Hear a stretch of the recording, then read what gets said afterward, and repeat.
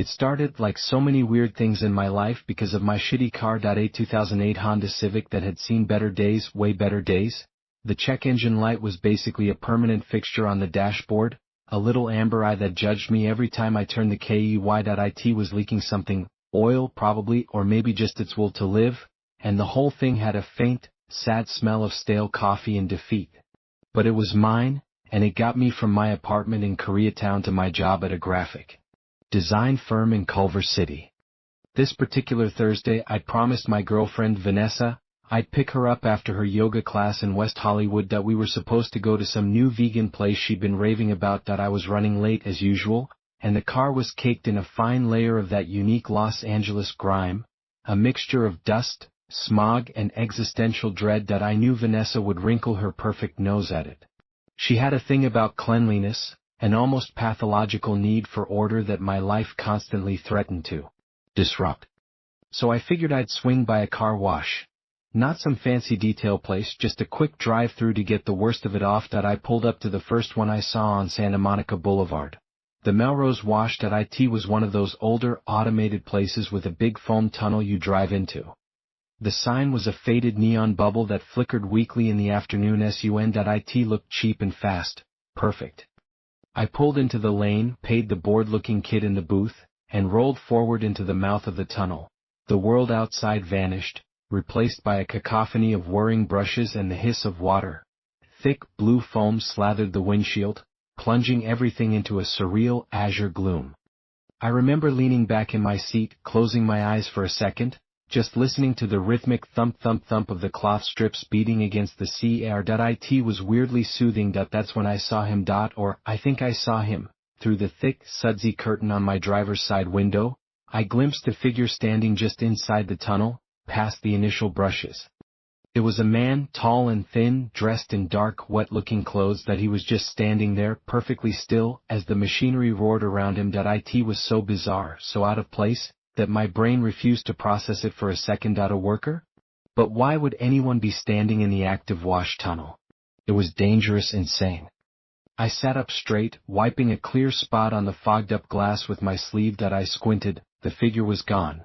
Maybe it was just a trick of the light and the soap, a shadow cast by one of the mechanisms. I shook my head, chalking it up to being tired. I'd been pulling late nights on a branding project, surviving on coffee and anxiety. The car emerged from the tunnel into the bright, drying air blowers. I drove forward, the car shuddering slightly under the force of the jets. As I pulled out onto the street, heading toward Vanessa's studio, I caught a strange scent. It wasn't the usual blandly chemical clean car smell. This was something else. A perfume. Sweet, but in a cloying, heavy way, like rotting flowers and Old Spice. It was faint, but unmistakable. I frowned, sniffing the air. Had the car wash used a new air freshener?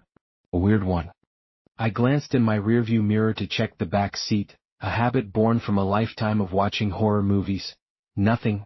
Then as I signaled to turn onto La Cienega, my eyes dropped to the driver's side window.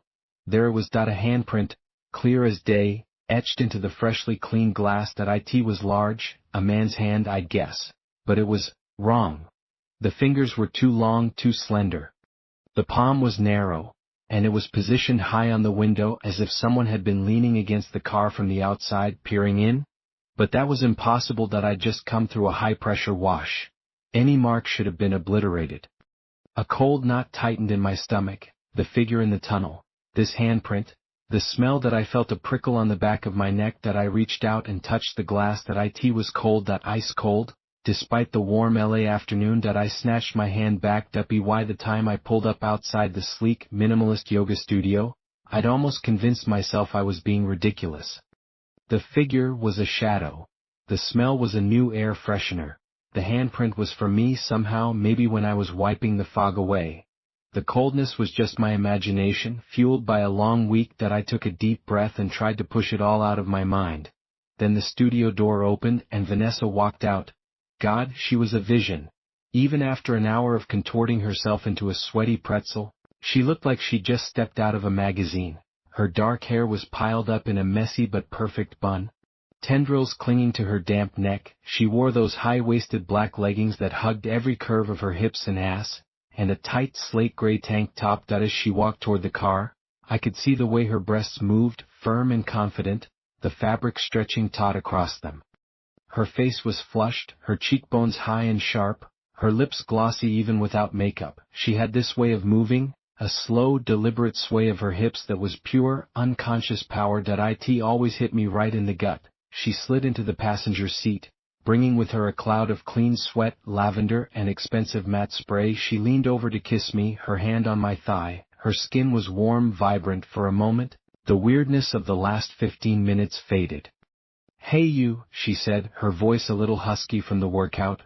"Car's clean. To what do I owe the honor?" "Just thought I'd class it up for you," I said, forcing a smile. She kissed me again, deeper this time, and I felt a familiar heat stir. My eyes drifted down from her face, over the smooth column of her throat, to the neckline of her tank top. I could see the faint shadow of cleavage, the steady pulse at the base of her neck. I wanted to put my mouth there. The desire was sudden, intense, and completely at odds with the cold dread that had been sitting in my stomach. It was a confusing, jarring contrast, fear and lust, all tangled up. She pulled away, her eyes sparkling. "Good. I'm starving." Then she paused, her nose wrinkling slightly. "What's that smell?" My blood went cold. Smell? Yet it's perfumey. Weird. Did you get one of those tree air fresheners? She leaned forward, sniffing the dashboard.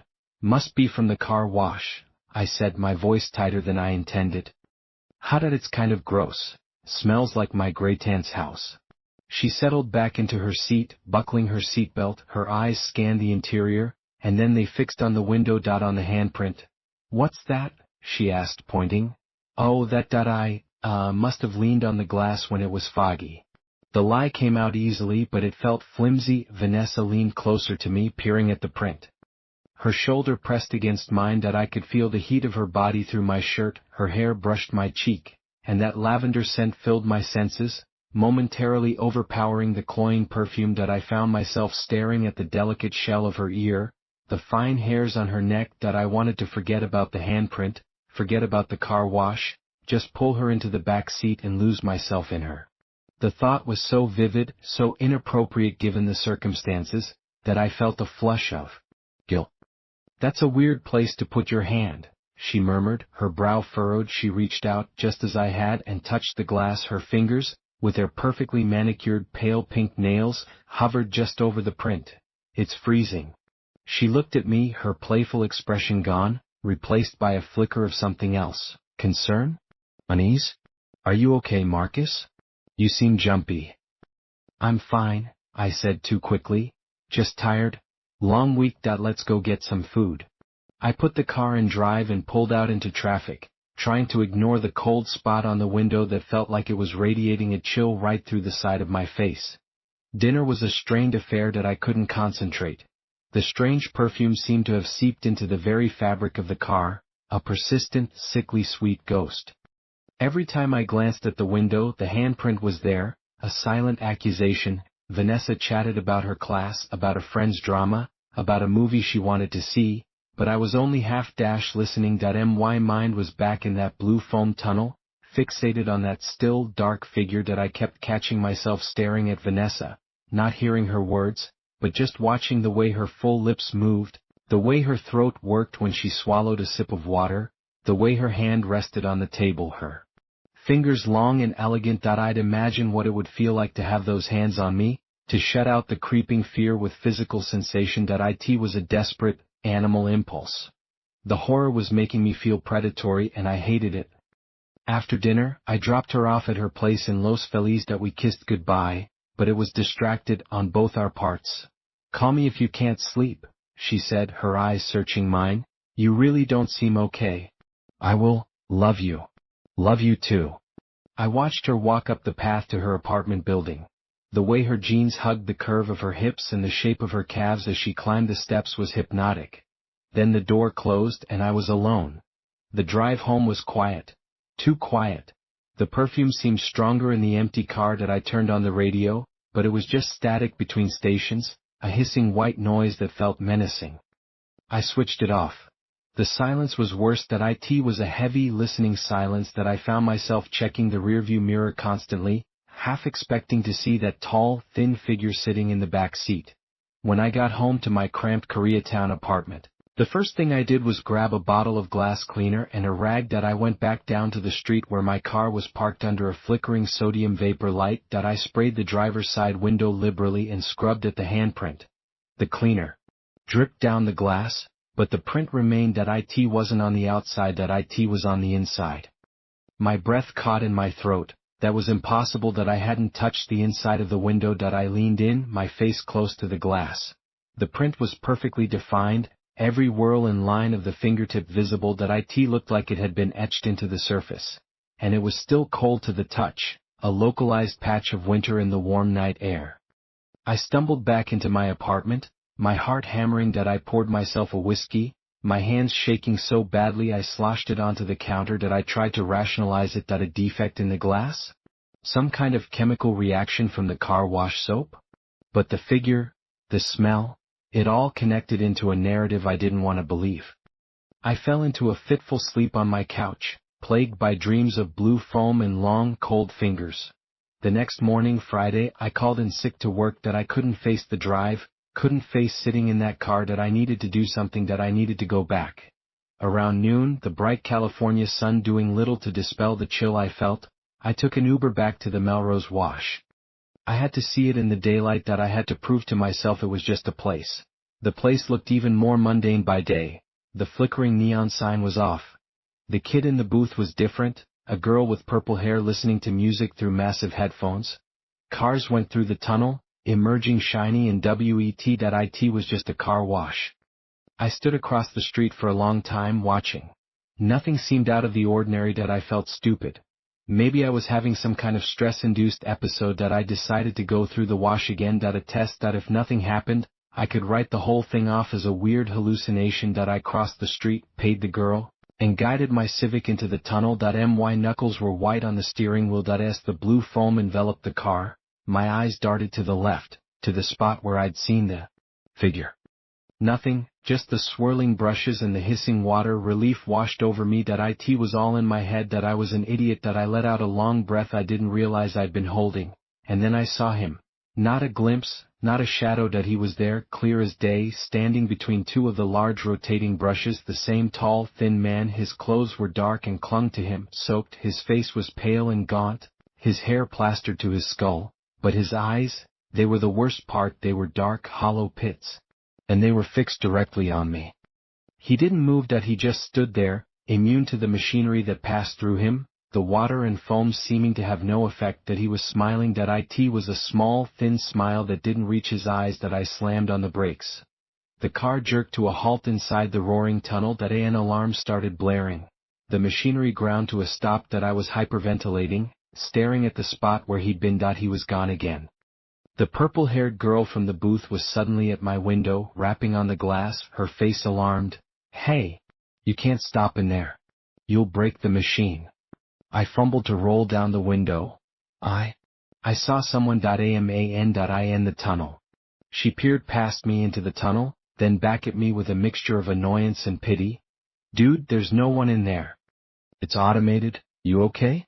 You look like you've seen a ghost." I forced the car forward, out of the tunnel, not even waiting for the dryers. That I sped away, my heart trying to claw its way out of my chest. In the rearview mirror, I saw the girl shaking her head as she walked back to her booth. When I got home, the smell in the car was stronger. The perfume was now layered with another scent, a damp, earthy smell like wet clay and decay, and there were two handprints on the window now. One was the original long-fingered print. The other was smaller, a woman's hand placed just below it, as if they were standing together. Panic set in, cold and sharp. This wasn't in my head, this was real. That I called Vanessa. "Hey," I said, my voice trembling, "can you come over?" "Marcus? What's wrong? You sound terrible. I need to see you, please." She heard the desperation in my voice. "Okay, I'll be there in 20 minutes. Those 20 minutes were the longest of my life. I paced my apartment, unable to sit still. Every creak of the floorboards, every hum from the refrigerator, made me jump. I was afraid to look out the window, afraid I'd see him standing on the street below, looking up at me with those hollow eyes. When Vanessa arrived, the sight of her was like a lifeline. She was wearing a simple sundress, yellow with little white flowers that clung to her waist and flared out over her hips. Her legs were bare, tan and smooth, and she wore flat sandals that showed off her painted toenails, a cheerful coral color. She looked like summer and sanity. I pulled her into a hug, holding her tighter than I meant to. She felt solid, real, her body was warm and alive against mine. "Whoa, okay," she said, patting my back. "What's going on?" "You're shaking." I led her to the couch and told her everything. The figure in the tunnel, the smell, the handprints, the second sighting that I didn't try to sanitize it or make it sound rational. I just spilled it all out, the fear raw and exposed. She listened quietly, her expression growing more and more serious. When I finished, she didn't immediately tell me I was crazy. She just took my hand, her fingers were warm, her grip firm. "Okay," she said softly, "that's a lot, show me the car." We went downstairs. The afternoon sun was bright, highlighting the dust motes in the air. The car sat there, looking perfectly normal. That I pointed to the handprints on the window. Vanessa leaned in, her sundress riding up slightly on her thighs. I had a sudden intrusive image of pushing that dress up higher, of burying my face between her legs, of using her body to erase the terror. The thought was so vivid it made me dizzy with shame. She studied the prints for a long time. She touched the glass. "Still cold," she confirmed, her voice quiet. She sniffed the air near the window. "And that smell, it's stronger here. God, it's awful." She turned to me, her eyes wide. "Marcus, I believe you." Those 4 words were the most relieving thing I'd ever heard. "What do we do?" I asked, my voice small. "We go back," she said, a determined set to her jaw. "Right now. Together. In my car. We're